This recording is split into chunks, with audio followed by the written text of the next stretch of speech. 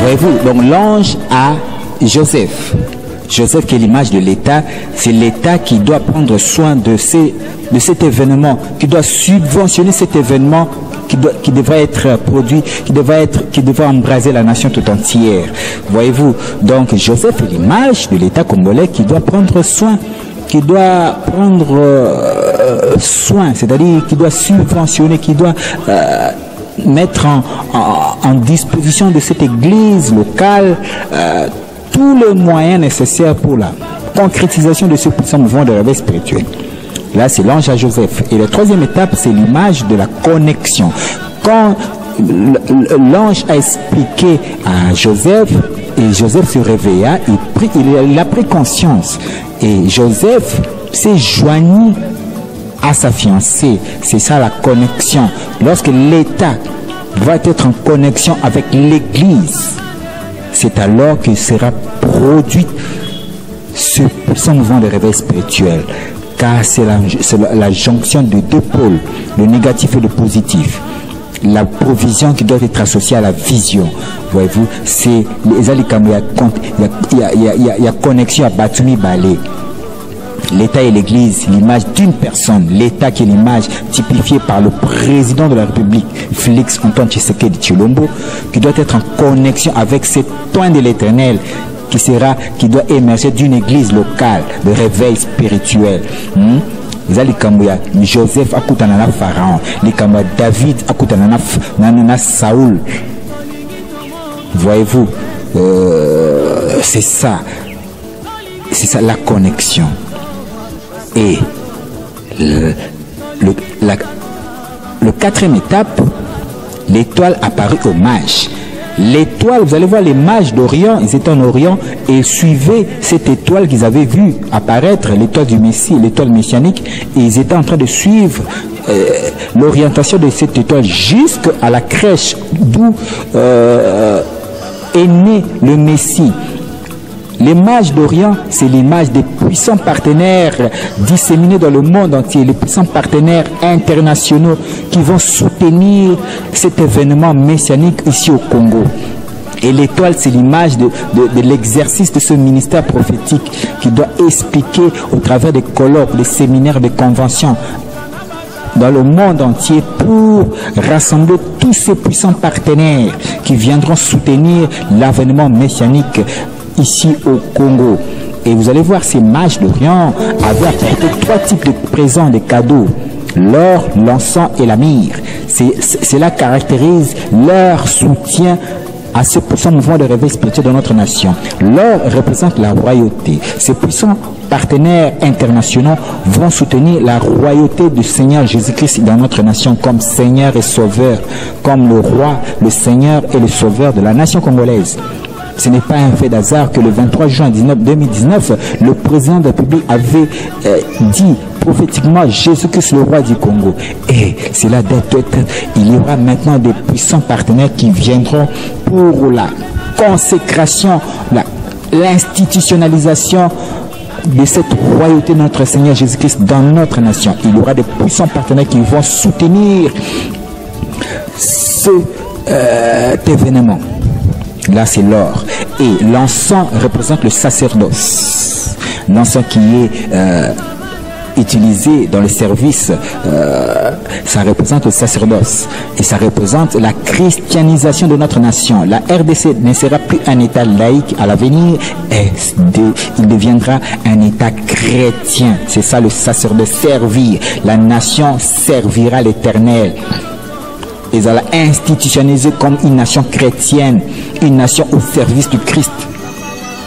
C'est ça, la christianisation, l'encens, le sacerdoce, un État au service du Christ.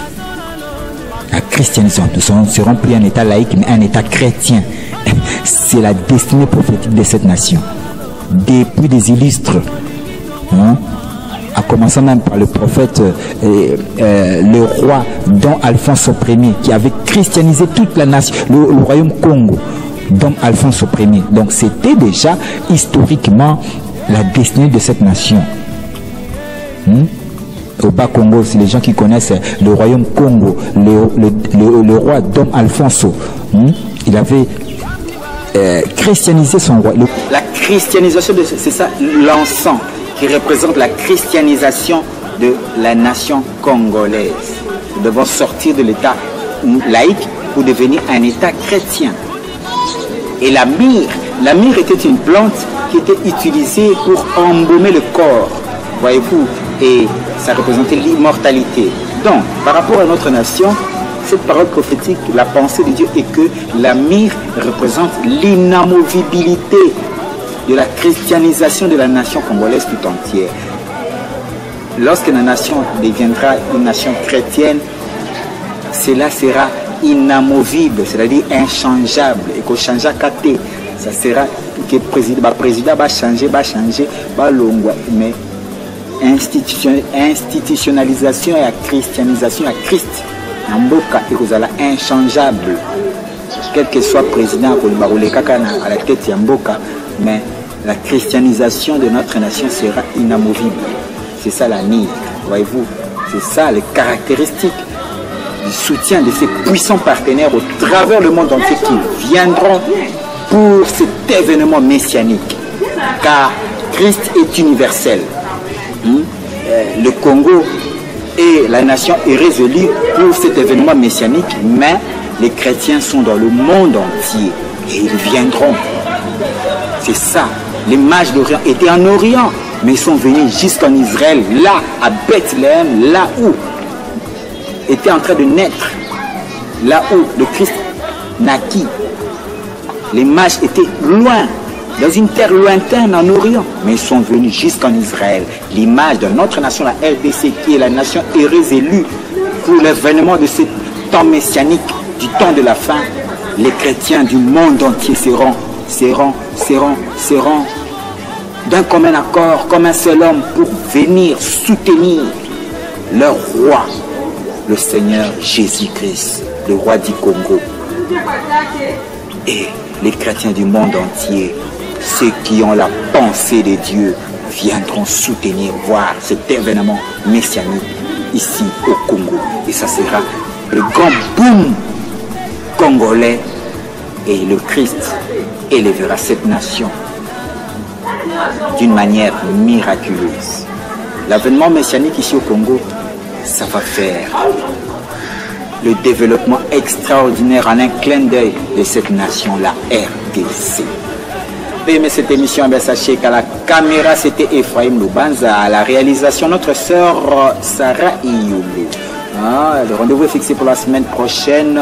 Déjà d'emblée, préparez-vous déjà les bérets blancs et que vous allez déjà confectionner na Epiphanie Mode. La sœur Lisa na pompage.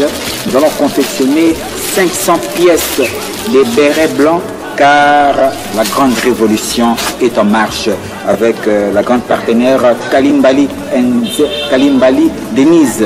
Nous allons produire 500 pièces pour ce mouvement de réveil, ces puissants intercesseurs avec des polos blancs.